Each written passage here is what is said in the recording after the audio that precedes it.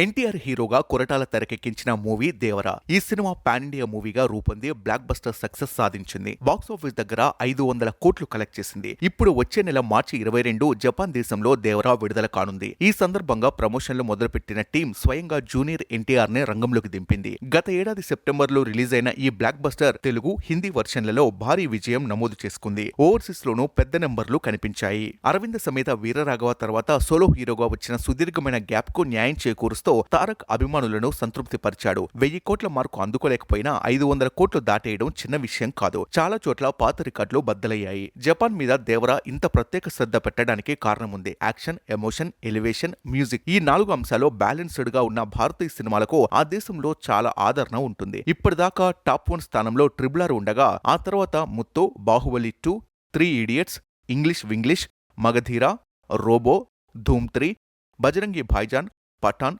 సలార్ వంటి సూపర్ హిట్లు చాలానే ఉన్నాయి. సో దేవరాను కనుక సరైన రీతిలో జనంలోకి తీసుకెళ్తే వసూళ్ల మ్యాజిక్ చేయొచ్చు. అందుకే జూనియర్ అక్కడి మీడియాతో ఇంటరాక్ట్ అవుతూ ఆకట్టుకునే ప్రయత్నాలు మొదలుపెట్టాడు. నెట్ఫ్లిక్స్ లో కొన్ని వారాల పాటు ట్రెండింగ్ లో ఉన్న దేవర ఇప్పటిదాకా జపాన్ కు ఏ రూపంలోనూ వెళ్లలేదు. అక్కడ పైరసీ నిషేధం. మిగిలిన దేశాల ఓటీటీలో దొరికే కంటెంట్ అంతా అక్కడ దొరకదు. మొత్తం ప్రభుత్వం నియంత్రణ, అనుమతులకు లోబడే ఉంటుంది. అందుకే ఎంత లేట్ అయినా సరే మన బ్లాక్ బస్టర్స్ జపాన్ లో రిలీజ్ అయ్యేందుకు ఉత్సాహం చూపిస్తుంటాయి. ఇటీవలే కల్కి 2898 ఏడీకి అక్కడ ఆశించిన ఫలితం దక్కలేదు. విజువల్ ఎఫెక్ట్స్ ఆధిపత్యం కాబట్టి జపాన్ జనాలకు అంతగా నచ్చలేదు. కానీ దేవరాలో ఆ సమస్య లేదు. బలమైన కథా కథనాలున్నాయి. చూడాలి ఎలాంటి ఆదరణ దక్కుతుందో, దేవరా ప్లాన్ ఎంతవరకు వర్కౌట్ అవుతుందో.